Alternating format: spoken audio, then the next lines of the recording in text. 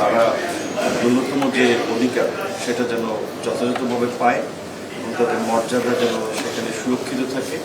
কারণ আমাদের প্রবাসীরা সেখানে কাজের জন্য গেলেও তারা দুই দেশের অর্থনীতিতেই ভূমিকা রাখছে, সেটি আমরা তাদের সাথে আলোচনা করেছিলাম। বাংলাদেশিদের জন্য আরও কী ক্ষেত্রে নতুন সুযোগ দিতে পারে তারা, বিশেষ করে 2030 সালে তাদের সৌদিতে ওয়ার্ল্ড এক্সপো হচ্ছে, 2034 সালে বিশ্বকাপ হচ্ছে, 2027 সালে এফসি এশিয়ান কাপ অনুষ্ঠিত হবে।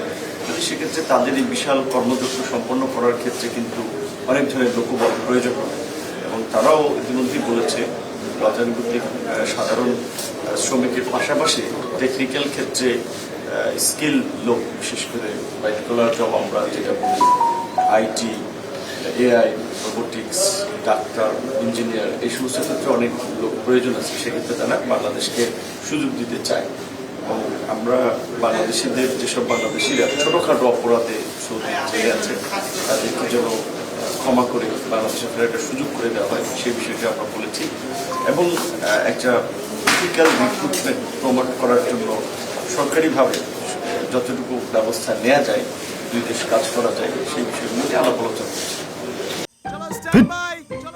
লাইফে কোনো কিছুর গ্যারান্টি নেই, তাই ইন্স্যুরেন্স করুন সিটি ব্যাংকে, কারণ ইন্স্যুরেন্স করলে সিটিতে সুরক্ষা পাবেন নিশ্চিন্তে।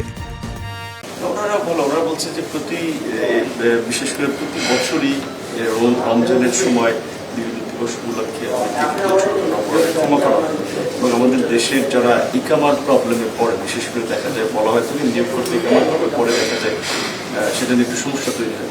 এই সমস্যাটা ইতিমধ্যেই সমাধান হয়ে যাচ্ছে এবং চাইলে আমাদের যে ওয়ার্কার যারা যাচ্ছে ইকামা ধরার কোনো যারা আপনার এক্সটেনশন করবে না, সে চাইলে অন্য মালিক বা কফিল বলে সেটাও পরিবর্তন করতে পারবে, এই সুযোগ তারা দিচ্ছে। তাদের দিক থেকেও পজিটিভ রেসপন্স হচ্ছে।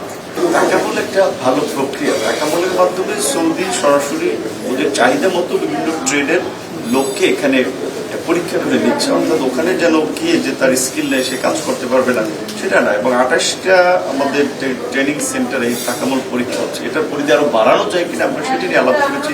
পাশাপাশি আমাদের বিভিন্ন দেশ যেমন আপনার দুই দেশের মধ্যস্থতায় বা দুই দেশের পরিচালনায় কিছু টেকনিক্যাল ট্রেনিং সেন্টার, যেমন জার্মান টেকনিক্যাল ট্রেনিং সেন্টার আছে, German Bangladesh, Korea Bangladesh technical training centre আছে।